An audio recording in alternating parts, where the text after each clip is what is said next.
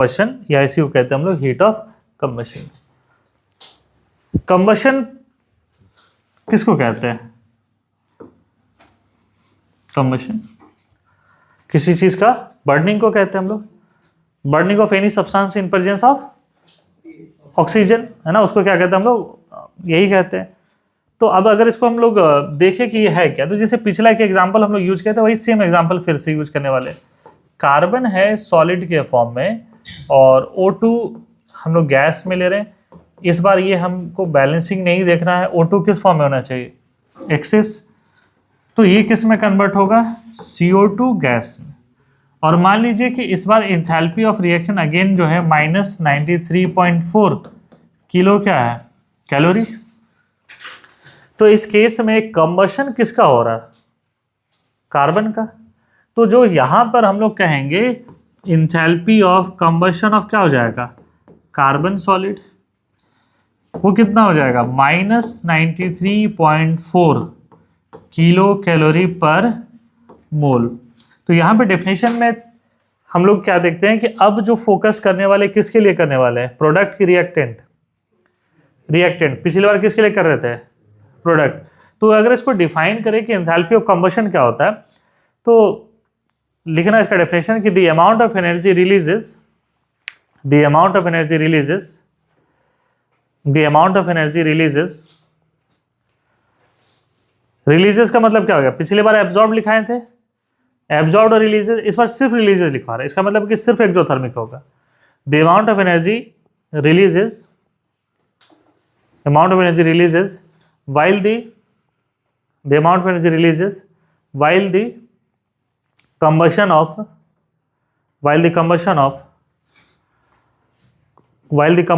one mole substance, while the combustion of one mole substance in presence of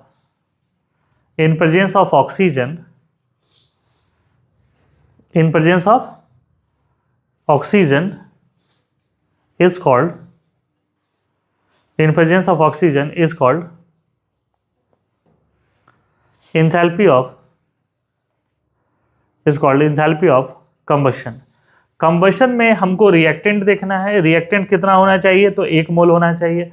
दूसरा क्या होना चाहिए? Exothermic होना चाहिए।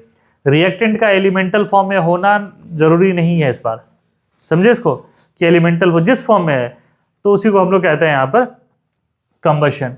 दूसरा क्या होना चाहिए? किसके प्रेजेंस में होना चाहिए? तो यहां पर अगर हम लोग बात करें कुछ की पॉइंट्स का, तो की पॉइंट्स क्या क्या आपको दिख रहा है बताओ? Only exothermic. अगर कोई रिएक्शन है जो कि इंडोथर्मिक दिख रहा होगा, वो रिएक्शन नहीं, उसको हम एंथैल्पी ऑफ कंबशन नहीं मानेंगे। इसलिए एंथैल्पी ऑफ कंबशन कभी भी क्या होगा? एक्सोथर्मिक, मतलब उसमें एनर्जी रिलीज होगा ही होगा। दूसरा, अगर हम यहां पे बात करते हैं कि ये क्या होना चाहिए? इन प्रेजेंस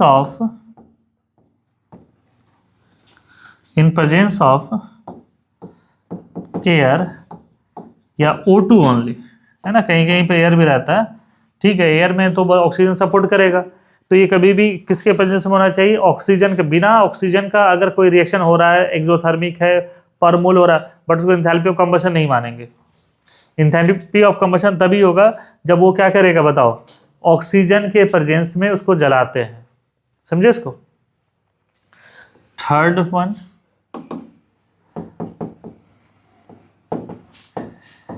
फॉर द पर मोल रिएक्टेंट।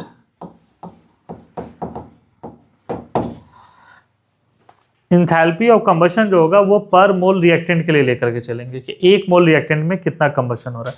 ये बेसिक टर्म्स क्लियर है। जैसे एक अभी एग्जांपल हम लोग लिख रहे थे, N2 of gas plus O2 of gas, ये क्या देगा बताओ?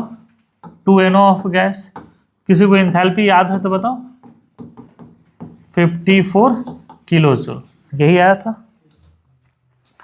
तो बताओ कि यहाँ पर enthalpy of combustion of N2 कितना होगा? कितना होगा?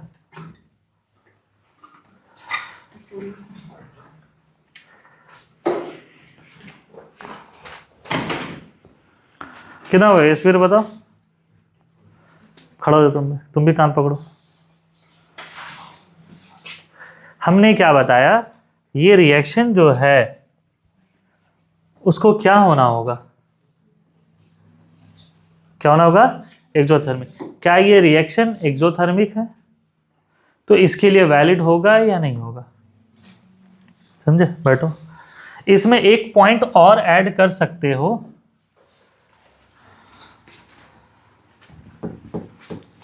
कि for complete combustion only, partial combustion नहीं इंक्लूड होगा। इसलिए हमने यहां पर ऑक्सीजन क्या लिखा बताओ? थोड़ा कि बहुत ज्यादा? समझे कि नहीं इस बात को? Partial combustion is not considered under the heat of combustion या एंथैल्पी ऑफ कंबशन।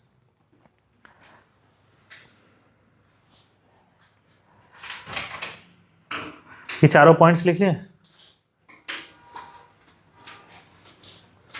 तुम देख रहे हो, एक ही चीज को हम बार बार बोल रहे हैं, बार बार नोटिस कर रहे हैं, बार बार समझा रहे हैं, फिर भी तुमको पूछ दे रहे हैं तो गलती करते रहे।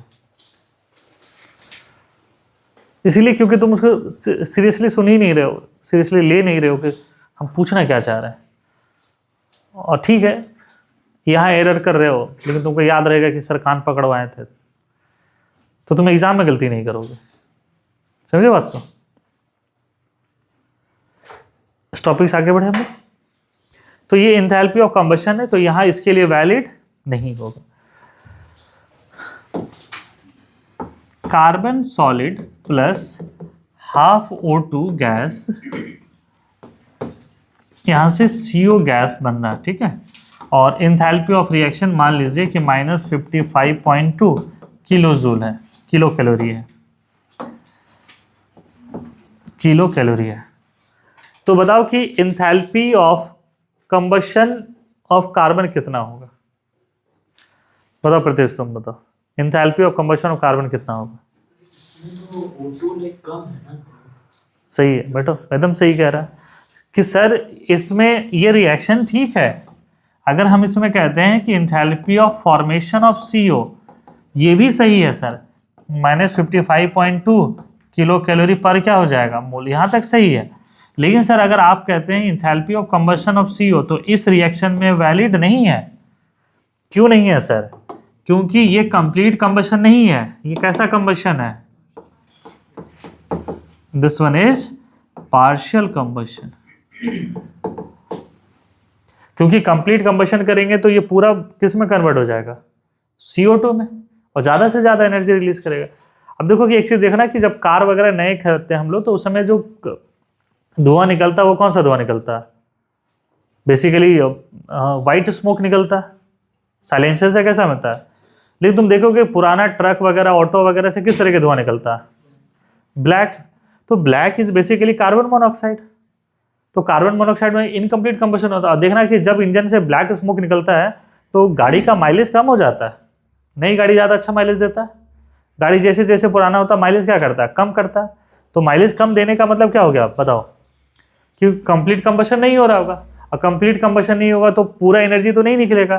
पहले कितना निकल रहा था? 93.4, अब कितना निकल रहा है? 55.2। तो यहाँ पे देखना कि जो जितना माइलेज होता है वो 40%, 50% के आसपास में डाउन हो जाता है कभी कभी। उसका रीजन यहाँ पर ये कि कंप्लीट कंबशन नहीं हो रहा वहाँ पर। ये पार्शियल और कंप्लीट वाला चीज़ समझ में आया आपको? ठीक है। अगर मान लीजिए कोई रिएक्शन है, ये रिएक्शन एक्सप्लोसिव रिएक्शन होता है। एक तो हाइड्रोजन रिएक्टिव है और फ्लोरीन के रिएक्शन ऑलमोस्ट रिएक्टिव होते हैं। तो यहाँ से 2HF बन रहा है, ठीक है। ये गैस, ये मान के चलो, हाँ, लो टेम्परेचर में लिक्विड भी रहते हैं। तो इसका एंथैल्पी ऑफ रिएक्शन, चलो इसको लिक्विड ही ले चलते हैं, HF। तो delta enthalpy of reaction -x kilo joule है मान लीजिए, ठीक है। तो हम आपसे पूछ रहे हैं कि बताइए कि enthalpy of formation of HF कितना होगा? ये एक रिएक्शन है, यहाँ से ये वैल्यू गिवन है, तो बताइए कि enthalpy of formation of HF कितना होगा।